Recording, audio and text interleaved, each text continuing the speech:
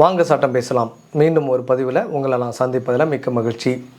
இன்றைக்கி நம்ம பார்க்க போகிற தலைப்பு தான செட்டில்மெண்ட், அதாவது செட்டில்மெண்ட் டீடுன்னு சொல்லுவோம்.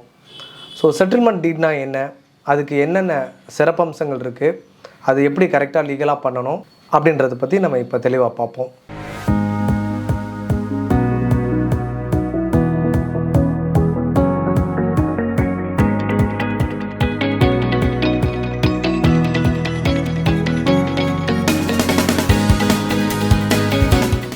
இப்போ நம்ம பார்க்க போகிற தலைப்பு தான செட்டில்மெண்ட். செட்டில்மெண்ட் டீட் அப்படின்னு சொல்லுவோம்.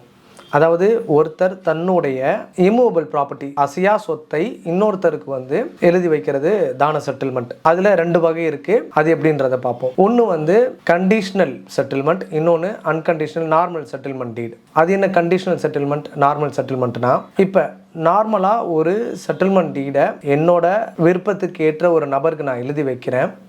அது இமீடியட்டாக அவருக்கு சுவாதீனத்தை நான் கொடுக்குறேன், அவருக்கு அந்த பொசஷனை கொடுத்து இமீடியட்டாக என்ஜாய்மெண்ட் ரைட்ஸை நான் கொடுத்துட்றேன் அப்படின்னா அது நார்மல் செட்டில்மெண்ட் டீட். கண்டிஷனல் செட்டில்மெண்ட்னா ஒரு கண்டிஷன் உள்ள இருக்கும். எந்த மாதிரி கண்டிஷன்ஸ்? என்னோட லைஃப் டைமுக்கு அப்புறம் இந்த சொத்து போகணும். நம்ம ஃபேமஸாக ஒரு டயலாக் கேள்விப்பட்டிருக்கோம் இல்லையா, லைஃப் டைம் செட்டில்மெண்ட் அப்படின்னு. அந்த மாதிரி இது ஆஃப்டர் லைஃப் டைம் செட்டில்மெண்ட்.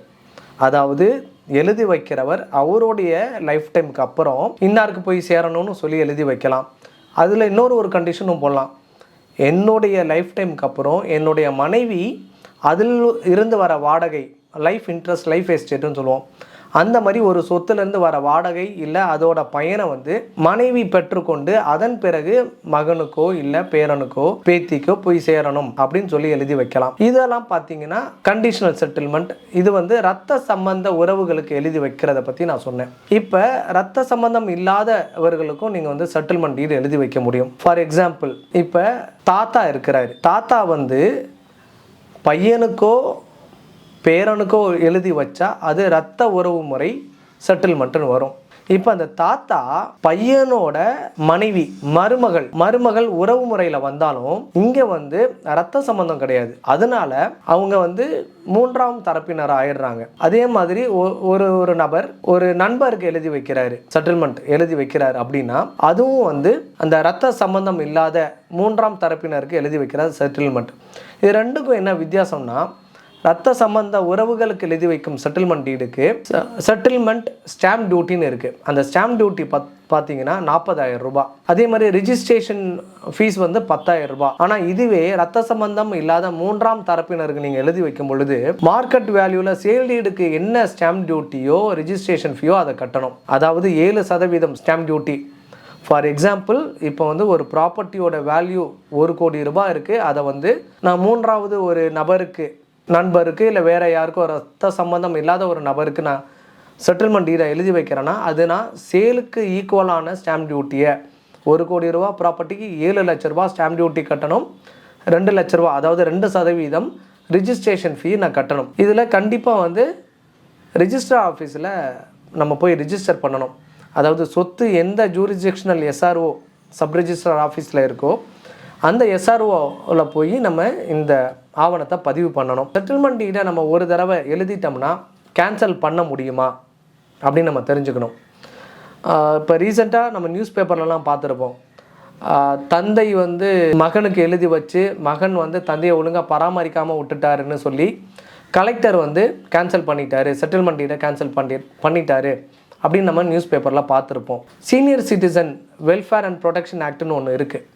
அந்த மூத்த குடிமக்கள் சட்டத்தில் என்ன சொல்லுதுன்னா, இந்த ரத்த சம்பந்த உறவுகளுக்கு இந்த செட்டில்மெண்ட் டீடை நம்ம எப்படி நார்மலாக எழுதுவோம்னா, out of love and affection அப்படின்னு சொல்லி அந்த வார்த்தையை பயன்படுத்தி இந்த சொத்தை எந்த ஒரு கன்சிடரேஷன் பணப்பயனும் பெறாமல் நான் கொடுக்குறேன்னு சொல்லி எழுதி வைப்போம்.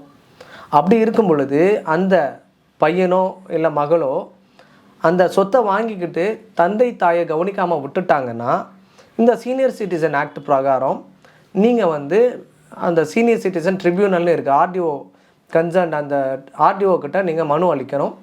அந்த மனுவை பரிசீலனை பண்ணி அவங்க இதை கேன்சல் பண்ணலாமா வேணாமான்னு சொல்லுவாங்க. இந்த மாதிரி சூழ்நிலையில் செட்டில்மெண்ட் டீடை கேன்சல் பண்ண முடியும். அப்படி இல்லைன்னா நீதிமன்றம் மட்டும்தான் இந்த செட்டில்மெண்ட் டீடை கேன்சல் பண்ண முடியும். ஸோ நார்மலாக செட்டில்மெண்ட் டீடை கேன்சல் பண்ண முடியாது. இதில் இன்னொரு உதாரணத்தை நான் மேற்கோள் காட்ட விரும்புகிறேன். நம்ம சென்னை உயர்நீதிமன்றத்தில் ஒரு நீதி அரசர் என்ன சொல்லியிருக்காங்கன்னா, நீங்கள் அப்பா அம்மா கிட்டேருந்து ஒரு சொத்தை வாங்குறீங்க, அதுக்கு அவங்க என்ன வந்து கன்சிடரேஷனாக கேட்டிருக்காங்க, லவ் அண்ட் அஃபெக்ஷனாக கேட்டிருக்காங்க. அதாவது அன்பையும் பாசத்தையும் மட்டும்தான் கேட்குறாங்க. அதை உங்களால் கொடுக்க முடியலன்னா அப்புறம் எதுக்கு இந்த சொத்து? அப்படிப்பட்ட சொத்தை வாங்கிக்கிட்டு அவங்களுக்கு நீங்கள் திருப்பி அந்த அன்பையும் பாசத்தையும் கொடுக்கலனாவே கன்சிடரேஷன் இல்லை, நான் கேன்சல் பண்ணுறேன்னு சொல்லி கேன்சல் பண்ணுறாங்க. உச்சநீதிமன்றம் இதுக்கு ஒரு தீர்ப்பு வழங்கியிருக்காங்க. அது என்னன்னு பார்த்தீங்கன்னா, இந்த மாதிரி தந்தை, தாய், இல்லை தாத்தா இந்த மாதிரி உள்ளவங்க எழுதி வைக்கிறாங்கன்னா சீனியர் சிட்டிசன் ஆக்டை சொல்லி இந்த கண்டிஷனை போடுங்க, என்னைய பராமரிக்கலைன்னா எனக்கு வந்து இதை ரத்து பண்ணுறதுக்கான அதிகாரம் உள்ள இருக்குன்னு சொல்லி செட்டில்மெண்ட் ஆவணத்தில் ஒரு ஷரத்தை சேருங்கன்னு சொல்கிறாங்க. அதெல்லாம் சேர்க்கும் பட்சத்தில் நம்ம செட்டில்மெண்ட் ஆவணத்தை கேன்சல் பண்ண முடியும். அடுத்தது, இந்த செட்டில்மெண்ட் ஆவணம் ஈஸியில் கண்டிப்பாக ரிஃப்ளெக்ட் ஆகும். ஸோ புக் 1ல் வந்து இது வந்து ரிஜிஸ்டர் ஆனதுக்கப்புறம் ஈஸி போட்டு பார்க்கும் பட்சத்தில் இந்த செட்டில்மெண்ட் ஆவணம் யார் பேருக்கு மாறி இருக்குன்றதை தெரிஞ்சுக்க முடியும். ஸோ இப்பேற்பட்ட சிறப்பம்சம் உள்ள செட்டில்மெண்ட் டீடை வந்து கண்டிஷனல் செட்டில்மெண்ட்டாக ஆஃப்டர் லைஃப் டைம் கொடுத்து நம்ம பண்ணும்போது இன்னும் வந்து அந்த பெற்றோர்களுக்கும் இல்லை மூத்த குடிமக்களுக்கும் மிகுந்த பயனுள்ள ஒரு ஆவணமாக இந்த செட்டில்மெண்ட் ஆவணம் திகழும். நன்றி, வணக்கம்.